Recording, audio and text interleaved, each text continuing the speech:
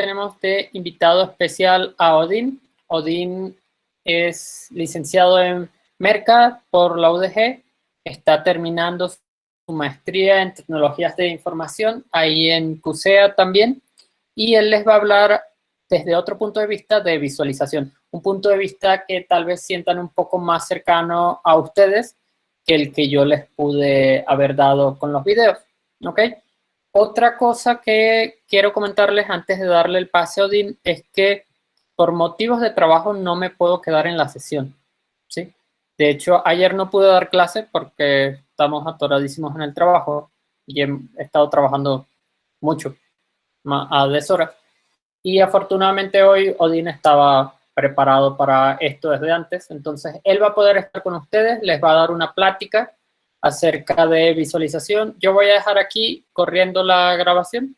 Cuando termine voy a cortar la grabación, lo voy a subir al Drive. Ustedes ya vieron en el Moodle, les puse el contenido del tema de visualización. Hoy era nada más para ver sus dudas, una parte conmigo acerca de eso. Cualquier duda que tengan, pónganla en el Moodle, mándenme el mensaje y a más tardar el fin de semana les contesto. Si se dieron cuenta, los que me mandaron mensaje ayer y hoy no les pude responder tan rápido ni tan elocuente como suelo ser. ¿Ok? Entonces, un placer verlos esta semana. Odín, bienvenido. Todo tuyo el grupo.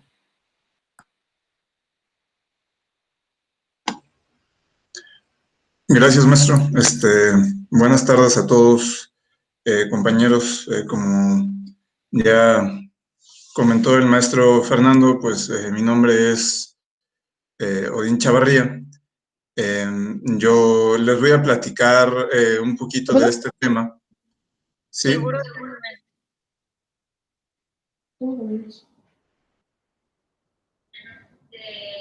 Les comentaba, perdón, es que escucho Lu, el micrófono abierto. apaga tu micrófono, Lu. Muchas gracias. Pues yo les voy a platicar un poquito en función de mi experiencia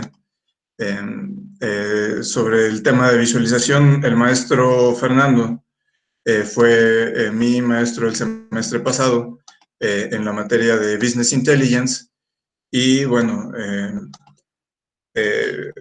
yo tenía algunas ideas, algunas inquietudes cuando tomé la materia con él.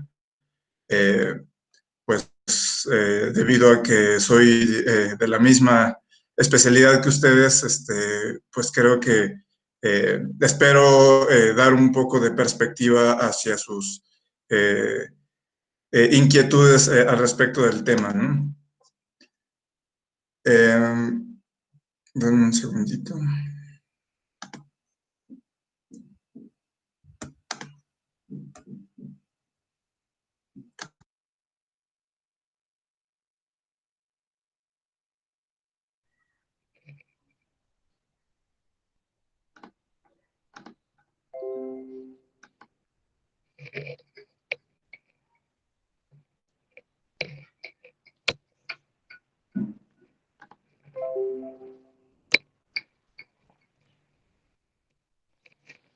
Bien, entonces,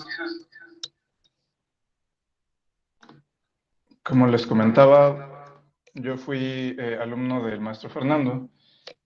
Cuando terminé el curso con él, pues yo le platiqué sobre mi inquietud. Él me invitó a presentarles un tema que estuviera dentro de mi área de dominio y quiero explicarles por qué escogí el tema de visualización en particular. No me encanta hablar de mí, pero quiero contarles algo un poco de mi experiencia para que sepan por qué les vengo a exponer sobre tecnologías de información, ¿no? A lo mejor más de alguno de ustedes se preguntará por qué este individuo nos viene a hablar de TI si es mercadólogo. Bueno, esto que ven ustedes aquí, pues convertido en una tabla, es un modelo que he encontrado bastante en la investigación académica. Este modelo se ha denominado un modelo de madurez de inteligencia de negocios en 6 etapas. Este modelo, como su nombre lo indica y valga la redundancia, muestra una manera de evaluar qué tan maduro es un sistema de inteligencia de negocios en una empresa según la tecnología que usa y las maneras en las que se explota la información. Para que lo tengan como una referencia, debo decirles que el artículo donde conocí este modelo habla de que un sistema de inteligencia de negocios, perdón, aporta valor en función de su uso para la toma de decisiones y este valor va incrementando como resultado de la aplicación de mejores herramientas tecnológicas o de reporteo, ¿no? Y de esta manera, pues así como se supone que una empresa debería ir madurando conforme se consolida en el mercado, mi experiencia laboral pues me ha llevado desde la etapa más temprana hasta lo que yo considero la adolescencia en el tipo de análisis que se genera, ¿no? Con experiencia generando tableros de control. Obviamente, pues mi objetivo profesional es seguir profundizando pues, en todas las etapas del proceso de inteligencia de negocios y poder proveer soluciones más eficientes, ¿no?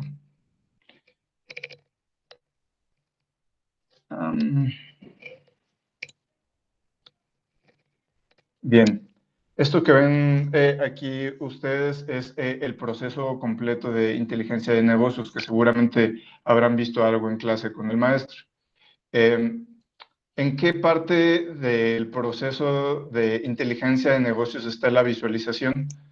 Quiero decirles que yo aprendí en el estudio de la maestría en tecnologías de información que el mundo de la analítica es bastante extenso y en cada una de las partes del proceso se debe aplicar mucha técnica y cada parte del proceso tiene o han surgido en función de ellos múltiples especialidades.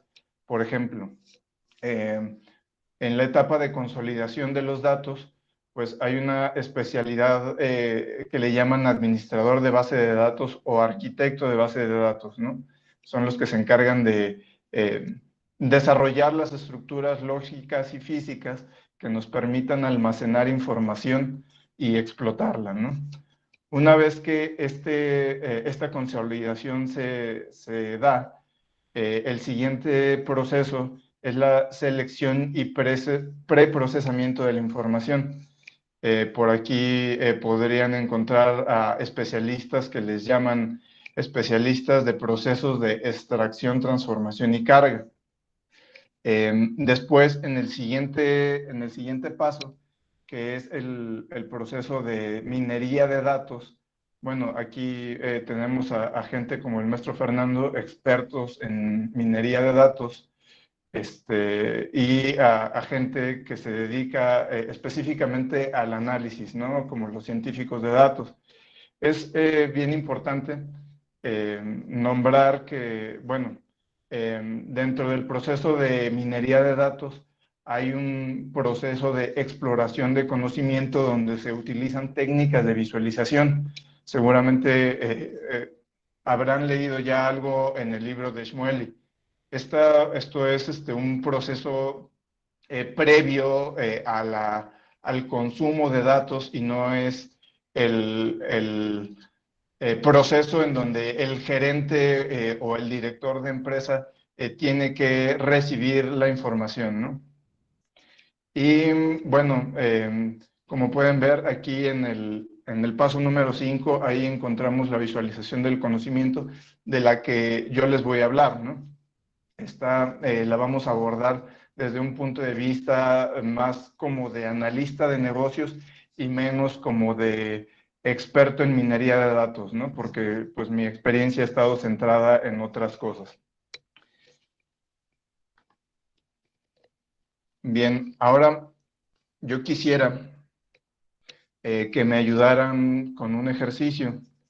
Es una dinámica rapidísima que nos va a ayudar a aclarar un poquito y tener contexto, ¿no? Les mandé por el chat una liga para que se metan a la aplicación y contesten la pregunta que les hace la aplicación, ¿no? Ahorita, mientras ustedes la contestan, vamos a ver qué es lo que está presentando como resultado, y que entre todos lleguemos a la conclusión de por qué es necesario o por qué es mejor mostrar visualizaciones en lugar de la información. No sean malos, ayúdenme, entren al chat y denle clic al vínculo que les mandé. Es una aplicación en donde van a tener que proporcionarme 3 respuestas. Muy bien, es más rápido tomar decisiones, estoy de acuerdo.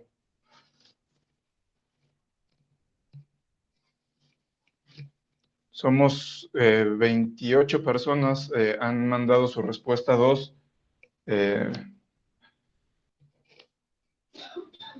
Excelente. Podemos ver más variables, es creativo, se puede comunicar mejor, se entiende mejor, es fácil de interpretar, estoy de acuerdo. Es más creativo.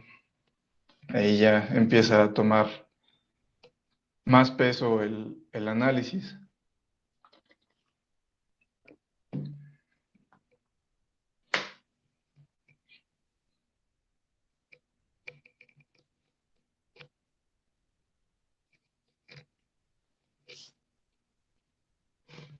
Es mejor para interpretar.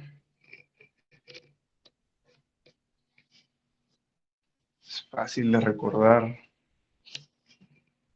¿Qué más se les ocurre?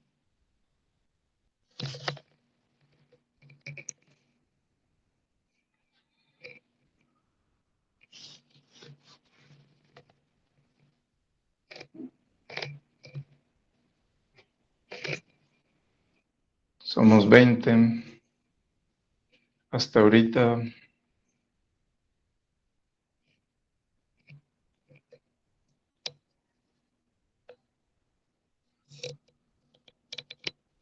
Mayor entendimiento. Ese es un punto bien importante.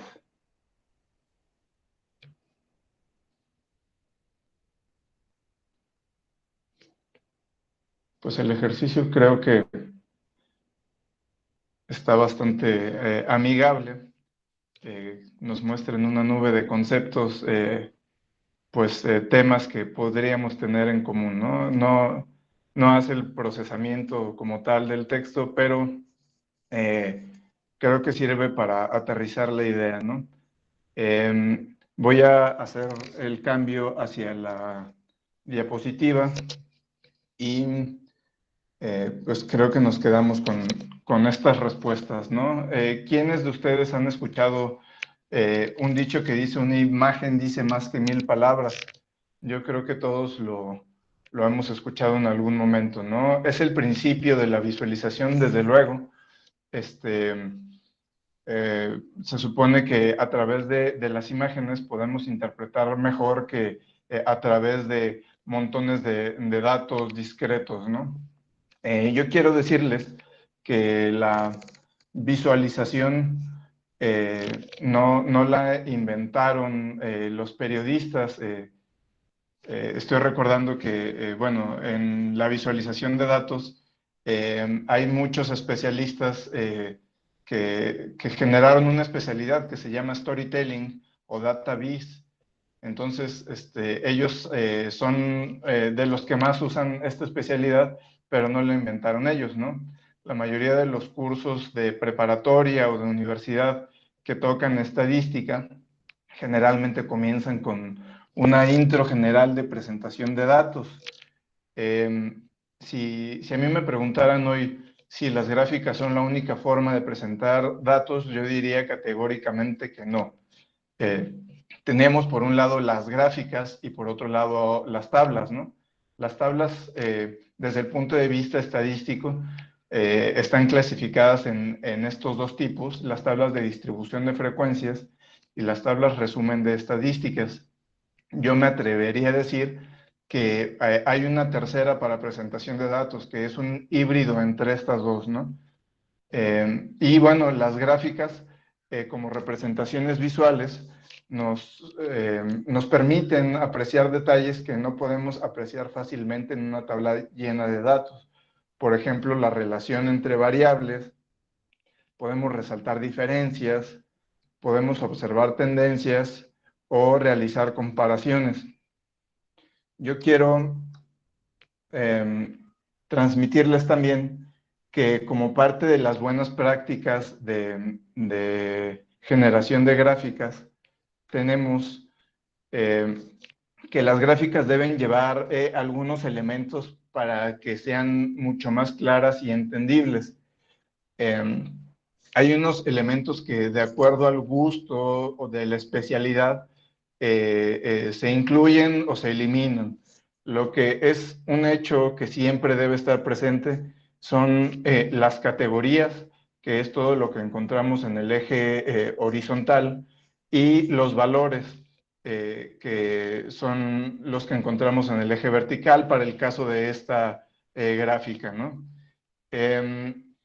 Las gráficas también deben tener la leyenda de qué es lo que se está analizando, los títulos de los ejes, para saber con qué variables se están comparando, y los títulos de la gráfica, ¿no? Estos son algunas recomendaciones que seguramente ya vieron en el libro de Shmueli, y que pues esto es parte del principio de presentación de información de los temas estadísticos, ¿no?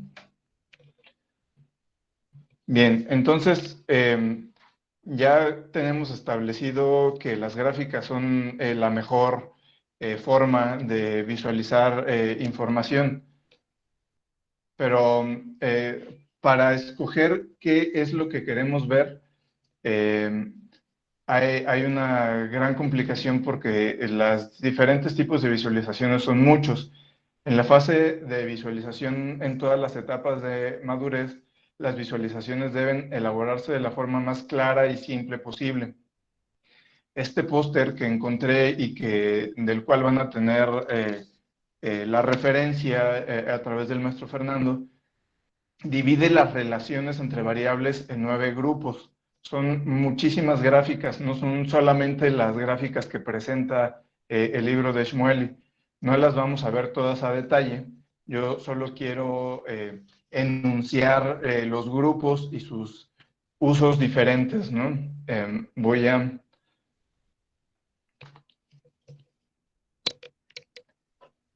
Este póster que aquí estamos visualizando de manera interactiva, lo encontré como una referencia del Financial Times, un periódico de Estados Unidos. Este fue desarrollado por su departamento de periodismo y bueno, tiene ejemplos muy simples, muy claros, de en qué se pueden utilizar las gráficas y cuáles son los grupos, ¿no? Ahorita estamos viendo las gráficas de desviación. Estas gráficas de desviación nos sirven para enfatizar las variaciones desde un punto de referencia fijo. Podemos ver aquí los diferentes tipos de gráficas de las gráficas de desviación. Tenemos a las barras divergentes. Esto en la cuestión de los negocios sirve mucho, que es una gráfica de pérdidas y ganancias. Y bueno, estos son todos los tipos de gráficas que clasificaron, ¿no? Ahora vamos a las gráficas de correlación. Las gráficas de correlación muestran la relación entre dos o más variables. Estas se pueden usar, por ejemplo, en inflación, desempleo, esperanza de vida. Y aquí encontramos gráficas, perdón, ya muy conocidas, ¿no? El diagrama de dispersión, gráficas de líneas y columnas, y este mapa de calor, ¿no? Ahora vamos a ver las gráficas de cambio en el tiempo. Estas gráficas muestran el énfasis en las tendencias cambiantes a lo largo del tiempo. Se puede usar para movimientos del precio, series de tiempo económicas, y aquí encontramos también gráficas muy conocidas, ¿no? Las gráficas de líneas, las gráficas de área, estas gráficas de tendencia y algunas gráficas extrañas, ¿no? Esta gráfica de calendario, la verdad yo nunca la he usado, pero pues parece bastante atractiva. Vamos a ver ahora las gráficas de clasificación. Las gráficas de clasificación se utilizan cuando la posición de un elemento en una lista es más importante que su valor absoluto o relativo. Con estas gráficas podemos mostrar o se pueden hacer análisis en cuestiones de riqueza, tablas de clasificación, resultados electorales, etcétera, ¿no? Aquí encontramos las clásicas barras verticales ordenadas, las columnas, estas gráficas de paleta horizontal y vertical. Y vamos a cambiar a las gráficas de distribución. Estas gráficas de distribución yo he visto que se usan mucho en cuestiones de análisis de mercados por los estudios que hace el INEGI y las pirámides poblacionales. Bueno, estas gráficas muestran un conjunto de datos y con qué frecuencia ocurren. Un ejemplo de esto, pues, es la distribución de la población, ¿no? Podemos ver estas gráficas de pirámide poblacional, los histogramas y las gráficas de caja y bigotes, que también sirven mucho para mostrar distribuciones con medidas de tendencia central, ¿no? El siguiente grupo son las gráficas que denominó el paper o el póster parte de un todo.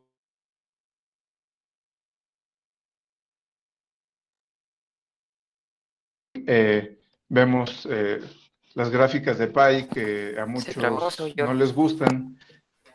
Podemos ver columnas apiladas, la gráfica de dona y la gráfica de árbol. Estas se pueden utilizar, por ejemplo, en presupuestos, resultados de elecciones, estructuras de empresas, etcétera, ¿no? Bien, vamos a cambiar a las gráficas de magnitud. Las gráficas de magnitud muestran comparaciones de tamaño y pueden utilizarse, por ejemplo, en producción de materias primas o capitalización de mercado. Podemos ver entre estas las gráficas de columnas de barras agrupadas, y aquí hay una gráfica que yo he visto mucho que usan los periodistas, los que se dedican a storytelling, que son los pictogramas. Estos pictogramas, pues, son dibujos de alguna instancia que muestran las diferencias de dimensión entre algo, ¿no? Bien, ahora ya casi para terminar esto, vamos a ver las gráficas espaciales, que yo creo que esto también les va a parecer interesante. Estas gráficas espaciales se usan solo cuando las ubicaciones o los patrones geográficos en los datos son importantes más que otra cosa, ¿no? Yo en lo personal he visto que estos mapas o estas visualizaciones se utilizan mucho en investigación de mercado, en la muestra de distribución de grupos de consumidores.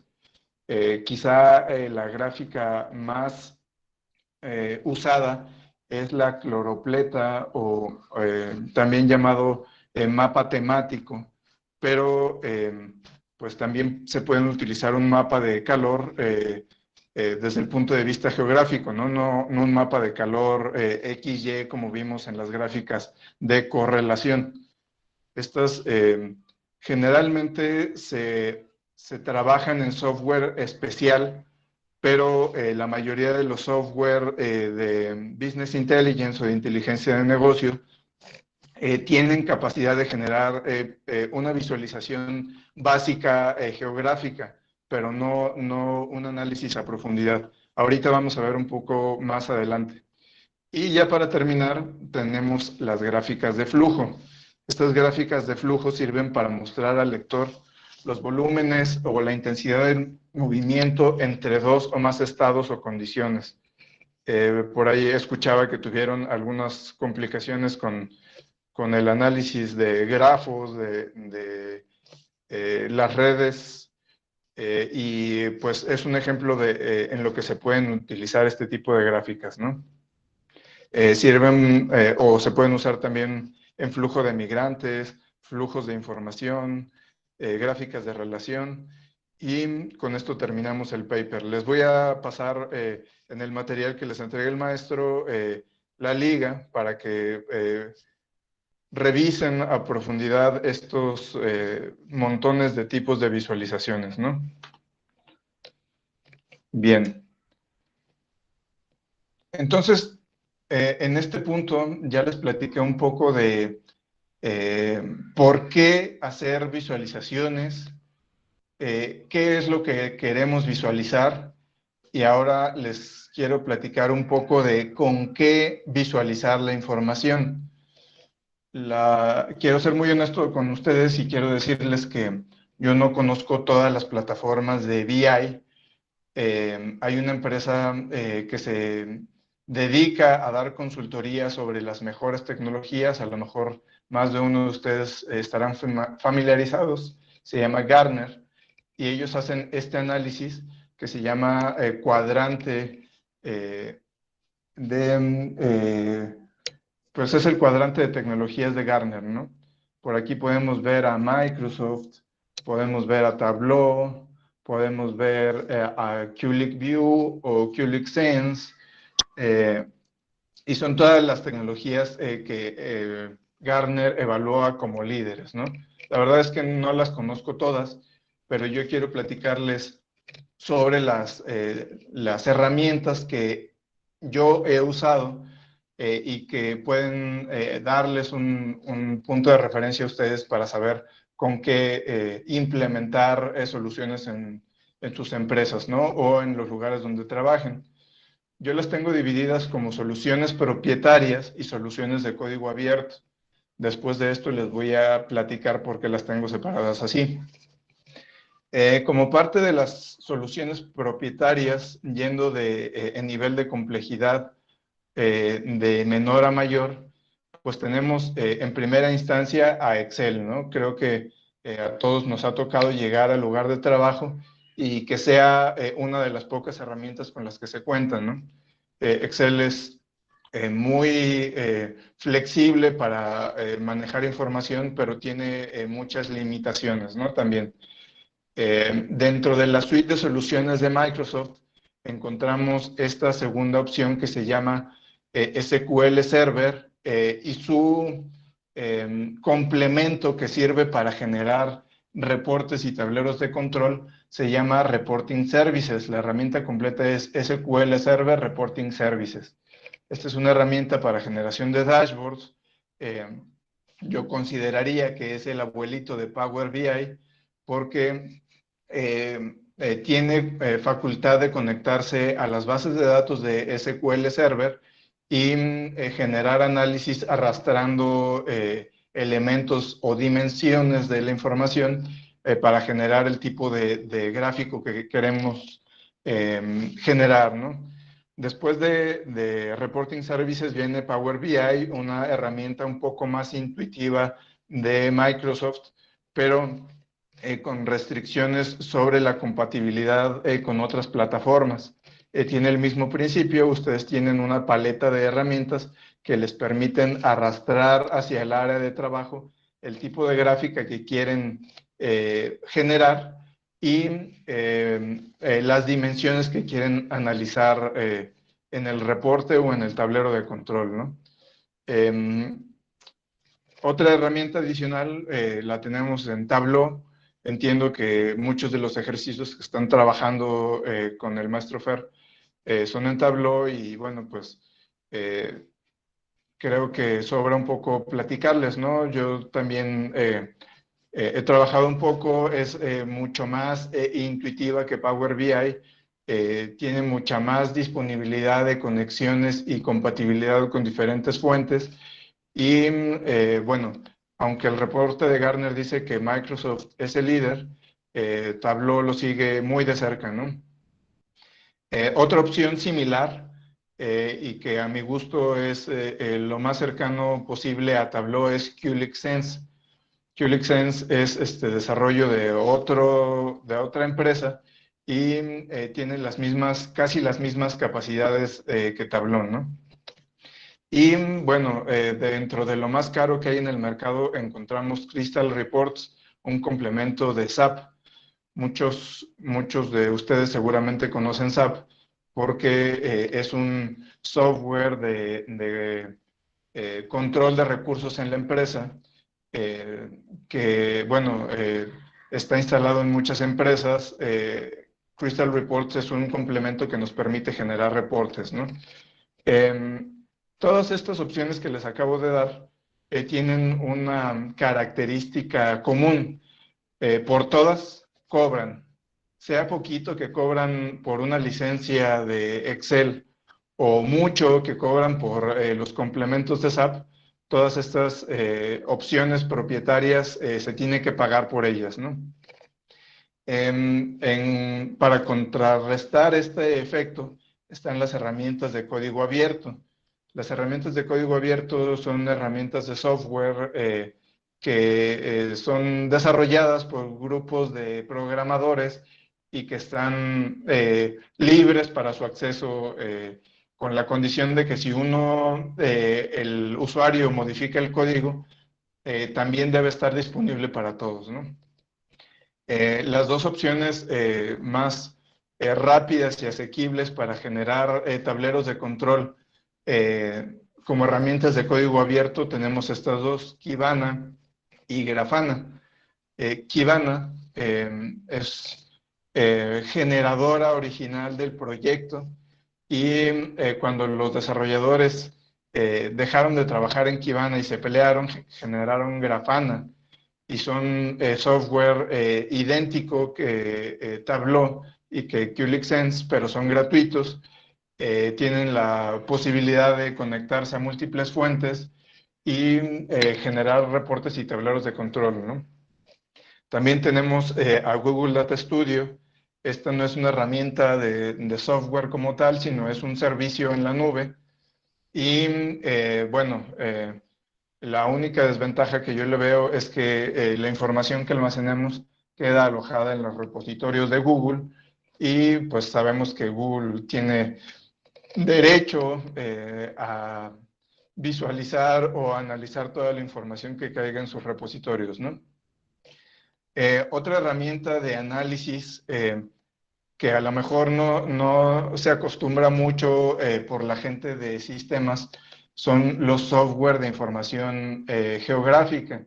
Les comentaba, pues cuando veíamos las visualizaciones espaciales, que todos los software tienen capacidad de generar visualizaciones geográficas, pero este en particular, QGIS, es un software gratuito que lo usan geógrafos, lo usan topógrafos y tiene mucha capacidad para hacer visualizaciones más complejas con herramientas de análisis mucho más profundas.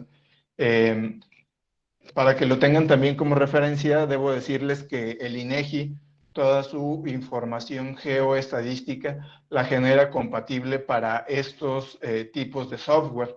Entonces, si ustedes quieren saber cuántas personas hay en una demarcación y clasificarlos de acuerdo a sus características, estos tipos de software los pueden ayudar. También tenemos como plataformas open source este software que se llama Orange y es un software específico para minería de datos. Es un software muy sencillo que fue desarrollado basado en Python y permite hacer análisis de minería de datos, que es análisis mucho más profundo que una simple estadística descriptiva, arrastrando elementos dentro del área de trabajo, le llama Orange Widgets, y conectarlos para generar las análisis que escojamos, ¿no? Y ya por último tenemos a estos dos que hoy dentro de las funciones de analítica son los más usados. Python, que es un lenguaje de programación de alto nivel, y R. Se procesa a través de un manejador que se llama RStudio y es un software estadístico que incluyó librerías de otro software para darle mayores capacidades, ¿no? La diferencia entre el software de código abierto y las opciones propietarias es que no cobran y tienen que aprender algo de una manera a lo mejor técnica, pues para poder usarlos, ¿no? Puede ser desde las conexiones con las bases de datos hasta programación en los lenguajes de Python y en R, ¿no? Y bueno, yo les decía que separé estas opciones como opciones propietarias y opciones de código abierto porque mi tesis en la que estoy trabajando tiene que ver con la generación de un modelo o una metodología para implementación de Business Intelligence en una empresa con software de código abierto. Les voy a pedir que me hagan favor de ayudarme. Esto se los estoy pidiendo a título personal. Les mandé otra liga a través del chat de Meet, pensando en tratar de obtener más información para mi proyecto de investigación, ¿no? Esto está sustentado en lo siguiente. No sé cuántos de ustedes hayan tenido alguna dificultad de procesamiento de información en sus empresas por no tener las herramientas o el costo de las herramientas. Bueno, estas dos preguntas tratan de delimitar un poco esto. Les voy a dar un par de minutos para que me ayuden y que vayamos viendo de qué manera aprovechen la información en sus empresas y en cuántos lugares de los que ustedes trabajan se han dejado de implementar soluciones por el costo de las herramientas.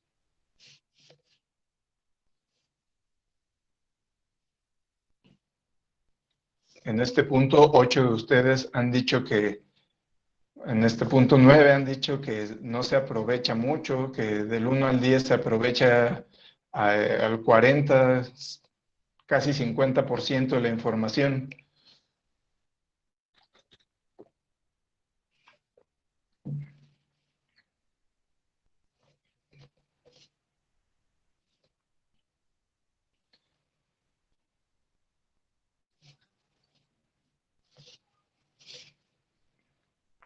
Y después de esto, la siguiente pregunta es si en los lugares donde trabajan han detenido la implementación de alguna solución tecnológica por el costo.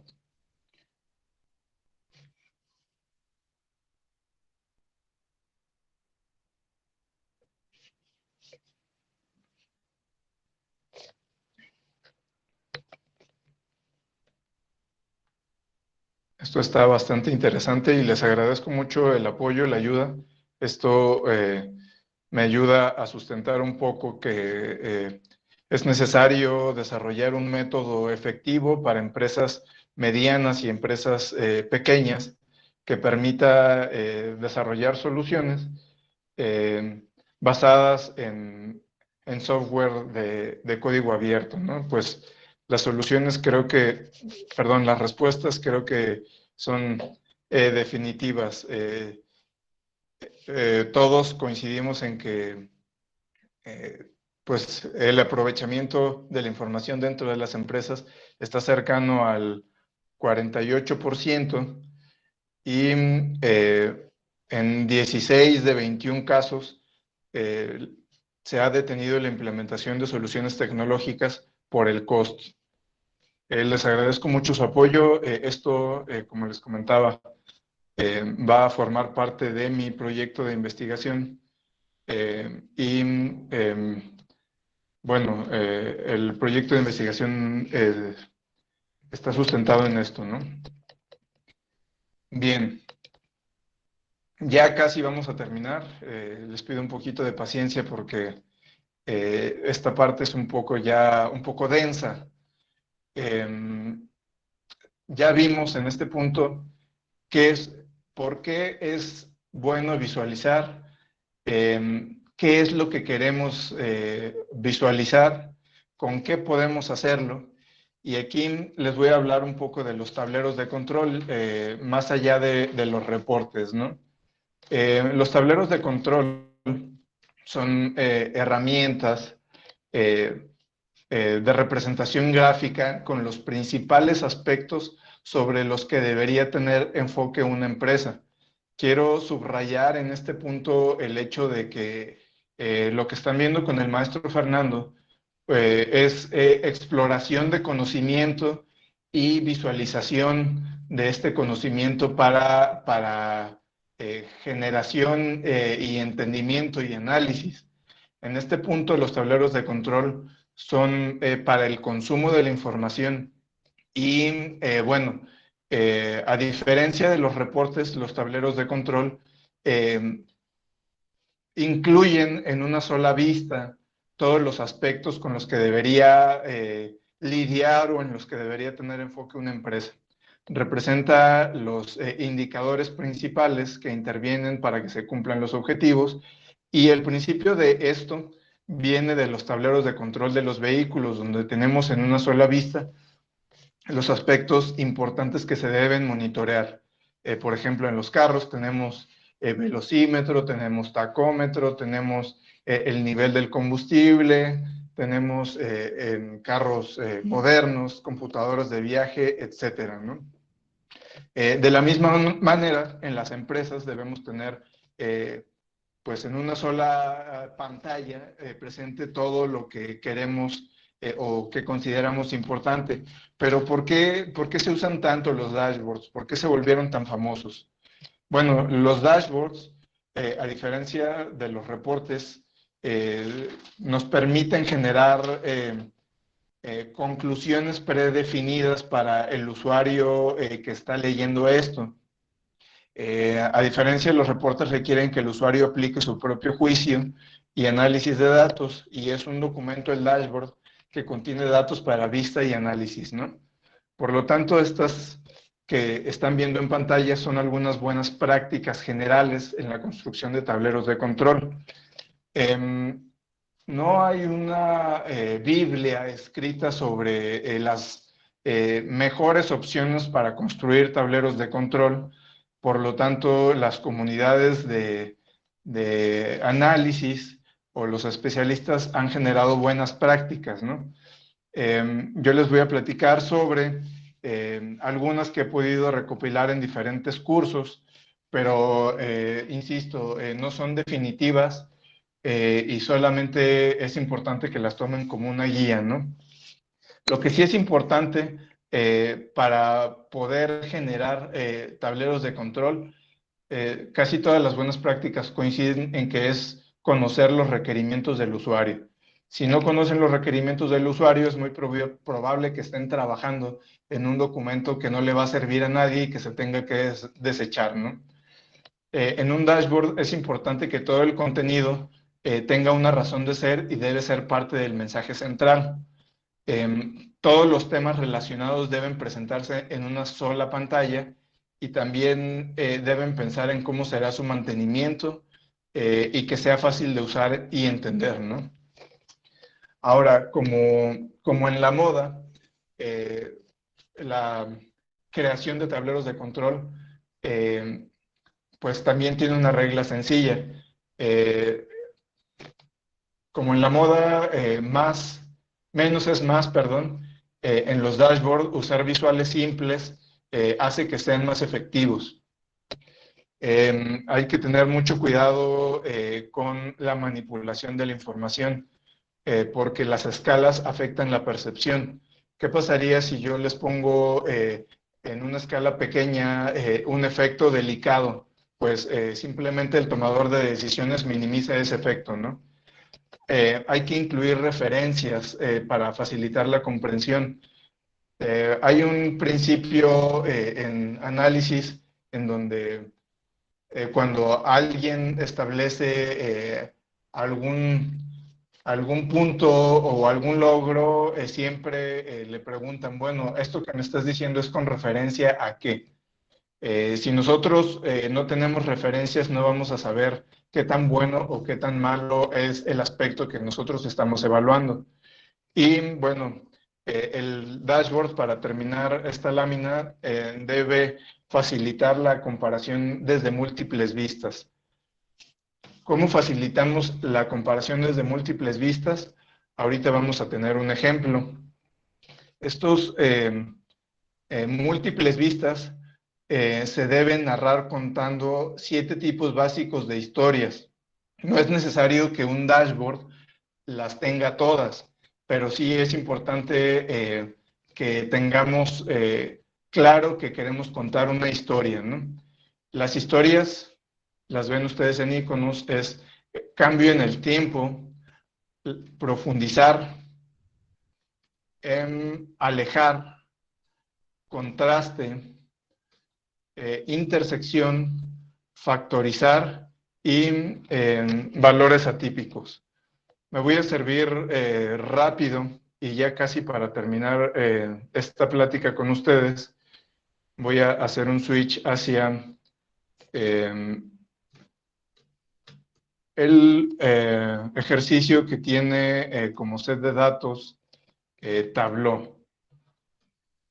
Denme un segundo para hacer el switch.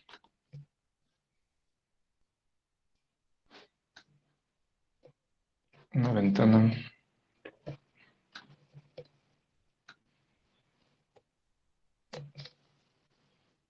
Listo, entonces estamos viendo Tableau. Las historias que podemos contar, como les comentaba, deben centrarse en 7 tipos básicos de historias. El cambio en el tiempo. Para narrar el cambio a lo largo del tiempo hay que hacernos algunas preguntas que nos van a ayudar a profundizar o a generar la visualización. Las preguntas son: ¿qué pasó el año pasado, por ejemplo? ¿Qué ha resultado exitoso? ¿Por qué está pasando esto? ¿O cuándo deberíamos haber hecho X cosa, ¿no? Este tipo de básicos de historias lo podemos encontrar en elementos del tablero como estos, en donde se hace un análisis a lo largo del tiempo de qué es lo que sucedió. Aquí podemos ver en el set de datos de Tableau, pues que para las supertiendas la relación de beneficios para el cliente es en estas proporciones, ¿no? Para profundizar, debemos comenzar en grande y profundizar. Las preguntas que deberíamos hacernos son: ¿cuál elemento tiene el mayor efecto en el total? ¿Cómo el elemento clave X está afectando el resultado? ¿Qué contexto necesitamos analizar? Etcétera, ¿no? Este tipo de conteo de historias podemos verlo en estos elementos, en donde parte de una vista general y podemos ir profundizando con los filtros, ¿no? Vamos a revisar qué pasó en el área sur con todas sus métricas, ¿no? De manera análoga están los tipos de historias que alejan. Para esto podemos comenzar con poco y alejarnos, ¿no?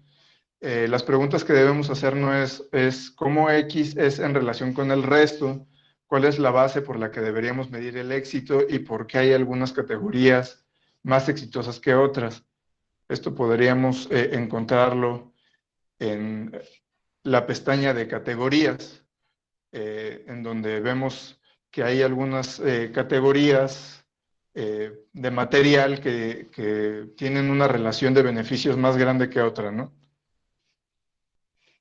Las historias de contraste resaltan los contrastes, como su nombre lo dice, y para esto deberíamos hacernos las siguientes preguntas. ¿Qué está provocando estas diferencias? ¿Cómo emparejamos más estos resultados? ¿O cómo hacemos que esta categoría se comporte como la otra? Bueno, estos son muestras similares, ¿no?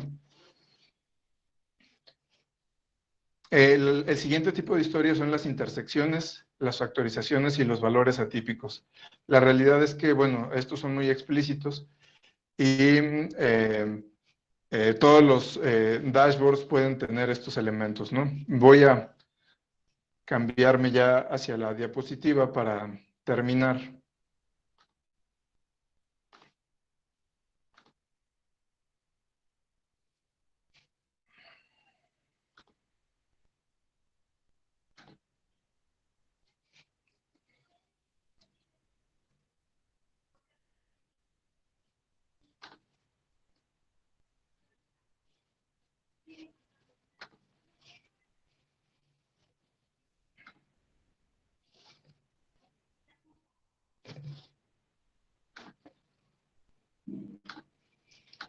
En un segundo y ya casi estamos terminando.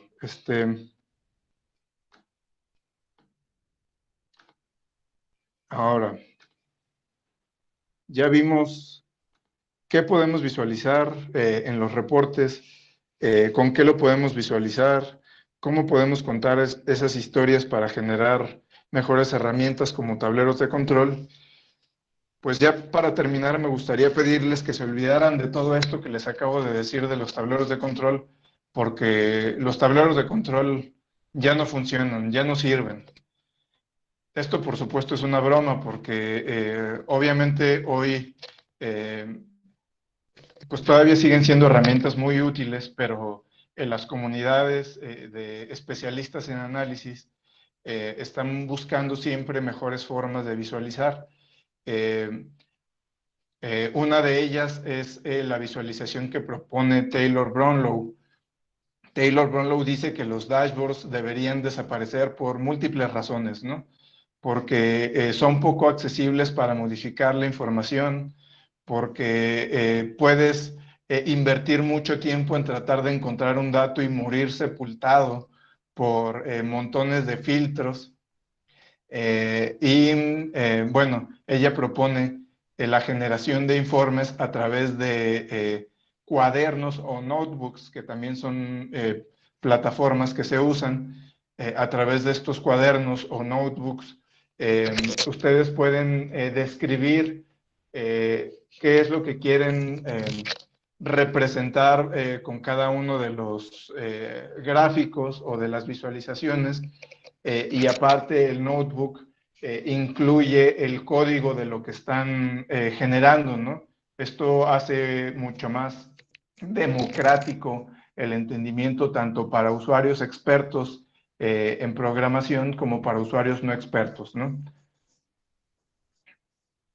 Y ahora sí, con esta gráfica, estas gráficas o estos dos láminas finales me despido de ustedes.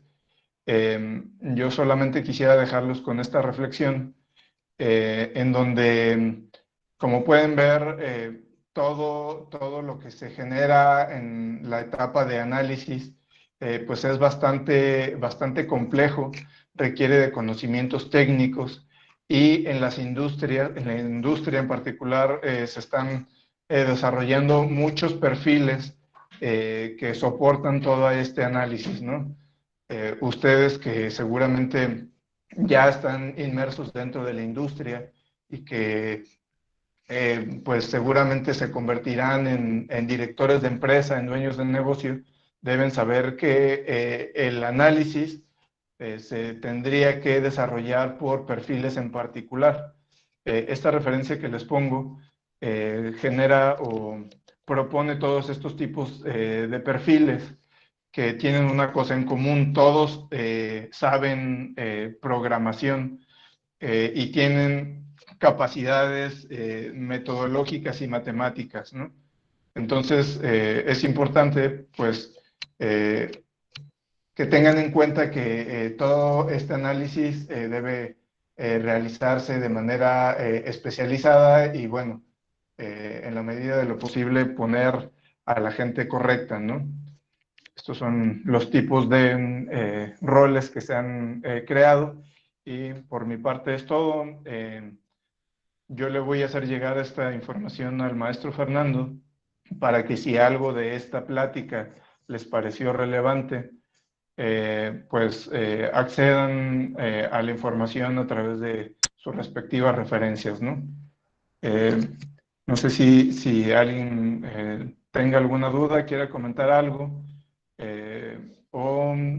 pues con esto damos por terminada la sesión. Entiendo que el maestro Fernando va a estar disponible una vez que nos desconectamos todos para cerrar la sesión y enviarles la grabación. Yo, hola. Una pregunta para Pues tu si no investigación. hay nada que ¿Sí quieran se escucha? compartir, les agradezco mucho su paciencia. Yo sí te La verdad es que estoy escucho, ¿no? queriendo incursionar en estos temas de la academia y por eso yo le pedí al Yo sí te- maestro Fernando que me permitiera compartirles. No los escucho. ¿Alguien Ah, tendrá cerrado su micrófono? No sé. ¿Me escuchas? Ya te escucho ahora sí. Ah, ok. No, nada más quiero preguntar si en tu investigación estás utilizando algún programa de código abierto en específico, o es en general de los códigos abiertos. Mira, la propuesta de investigación está centrada en el diseño de una metodología para la implementación de una plataforma. Yo se supone que al final de la investigación voy a generar un método para que la empresa escoja la mejor herramienta. O sea, si para ellos, supongamos que ellos tienen algún software con el que ya están controlando todo su registro de materiales o el ingreso de sus clientes. Yo les voy a proponer una manera de integrar eso y de generar pues una salida con una etapa de análisis y de reporteo para que ellos exploten la información. No sé si fui demasiado redundante y enredoso. No, muchas gracias, sí. No, gracias a ustedes. La verdad es que pues es un gusto. Si hay algo en lo que les pueda yo ayudar, como les comentaba el maestro Fernando, yo estoy dentro del área de marketing y estoy con la especialidad en tecnologías de información. Entonces, si hay algo en el futuro en donde podamos coincidir, les mando a través del maestro Fernando mi contacto. Pues gracias a todos, gracias, espero les haya sido útil y pues seguimos por aquí en contacto.